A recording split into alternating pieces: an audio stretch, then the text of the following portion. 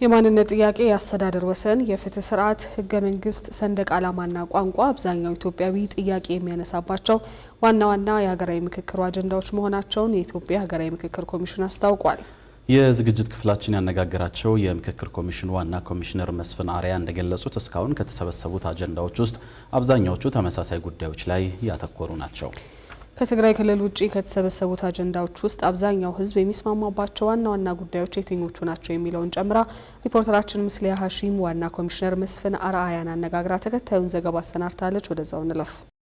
በየካቲት 16 ቀን 2014 ዓ.ም ስራውን የጀመረው የኢትዮጵያ ሀገራዊ ምክክር ኮሚሽን ከትግራይ ክልል ውጭ ባሉ የሀገሪቱ ክፍሎች የአጀንዳ ማሰባሰብ ሂደቱን አጠናቋል። በሀገራዊ ምክክር ሂደት ወሳኝ ከሆኑ ጉዳዮች አንዱ ምክክር የሚደረግባቸው አጀንዳዎች ማሰባሰብ፣ መለየትና መቅረጽ ሲሆን ይህ ምክክር ቢደረግባቸው የሚባሉ አጀንዳዎች በሰፊ ተሳትፎና አካታች በሆነ መልኩ የሚለዩበት አካሄድ መሆኑን ምክክር ኮሚሽኑ ገልጿል። ምክክር እንዲካሄድባቸው የሚቀረጹ አጀንዳዎች እጅግ መሰረታዊ በሆኑ ሀገራዊ ጉዳዮች ላይ ማተኮር እንዳለባቸው ያለመግባባት መንስኤዎችን በትክክል በሚዳስስ አጀንዳ የሚያተኩሩና ጥልቀትና አግባብነት ያላቸው መሆን እንዳለባቸው መርሆች ተቀምጠውለታል። ነገር ግን የምክክር አጀንዳዎቹ በበረከቱ ቁጥር ሰፊ ጊዜና ሀብት ከማስፈልጉ በተጨማሪ መሰረታዊ የሆኑ የልዩነት አጀንዳዎች ላይ በቂ ምክክሮች ሳይደረጉ ቀርተው የሚፈለገው ውጤት ላይ ሳይደረስ እንዳይቀር አካሄዱ ከፍ ያለ ጥንቃቄ እንደሚያስፈልገው ኮሚሽኑ በተደጋጋሚ ሲያሳውቅ ቆይቷል። ለመሆኑ እስካሁን ከተሰበሰቡ አጀንዳዎች ውስጥ አብዛኛው ህዝብ የሚስማማባቸው ጉዳዮች ምንድን ናቸው ስንል የጠየቅናቸው ዋና ኮሚሽነር መስፍን አርአያ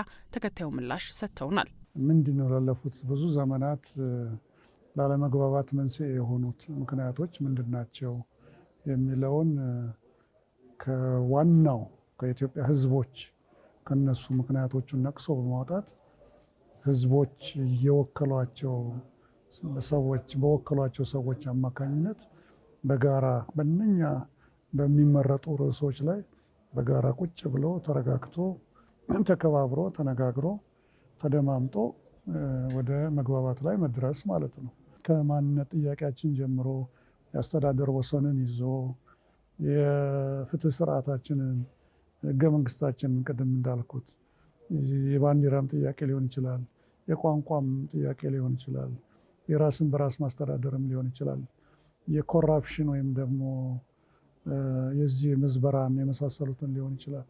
በርካታ ጥያቄዎች የኢትዮጵያ ህዝቦች አሏቸው። ኢትዮጵያውያን ለመጀመሪያ ጊዜ ጥያቄዎቻቸውን ወደ መድረክ አምጥተው እንዲወያዩበት እድል ተሰጥቷቸዋል ያሉት ዋና ኮሚሽነሩ ሀገራዊ ፋይዳ ያላቸው ጥያቄዎቻቸው መልስ እንዲያገኙ እድል መፈጠሩን ገልጸዋል። ይሄ እድል ለልሂቃኑ ለፖለቲከኛው የተሰጠ ብቻ ሳይሆን ለመጀመሪያ ጊዜ ማንነታቸው እውቅና ሳይሰጠው ተገፍተው ለቆዩ ዜጎችም ጭምር ከፍተኛ እድል የሚፈጥር መሆኑን ነው ያነሱት። የኢትዮጵያ ህዝቦች እቺ ኢትዮጵያ የምትባል ሀገር የሁላቸውም በትክክል መሆን ካለባት ለመጀመሪያ ጊዜ እድል ተሰጥቷቸዋል። ጥያቄዎቻቸውን ወደፊት አምጥተው በእነኛ በጥያቄዎቻቸው ላይ ሀገራዊ ፋይዳ ያላቸውን ጥያቄዎቻቸው መልስ እንዲያገኙ በራሳቸው በተወካዮቻቸው መሰረት እንዲሰሩ እድል ተፈጥሯል።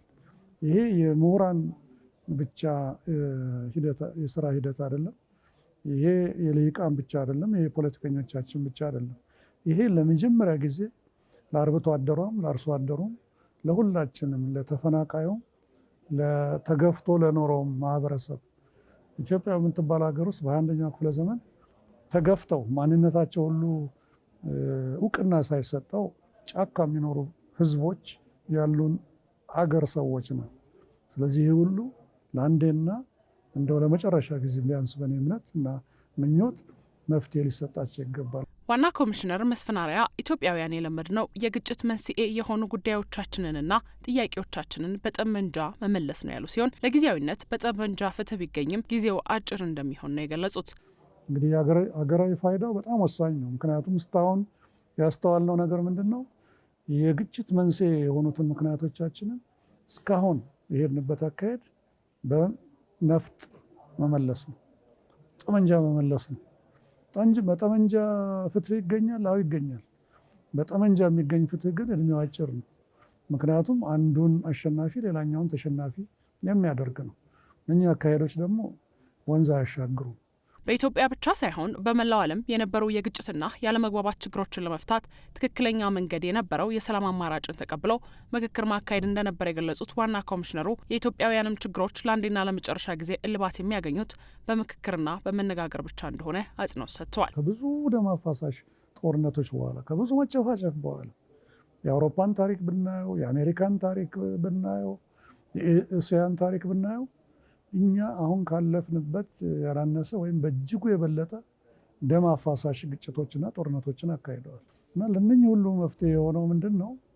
ወደ ዳያሎግ ወይም ወደ ምክክር መምጣት ነው እና ስለዚህ ሂደቱ በጣም ወሳኝ ነው ወደ ሀገራችን ሰላም ለማምጣት እና ልማት ለማምጣት ከዚህ ከገባንበት ማጥ የድህነት ማጥ እና የዚህ የመተላለቅ ዑደት ውስጥ ለመውጣት መፍትሄ ይሆናል ብዬ የማምነው ወይም ብለን የምናምነው ሀገራዊ ምክክርን በትክክል በአግባቡ በነፃ በሆነ ገለልተኛ በሆነ መንገድ እና ግልጽ በሆነ መንገድ በትክክል ማካሄድ ሲቻል ነው።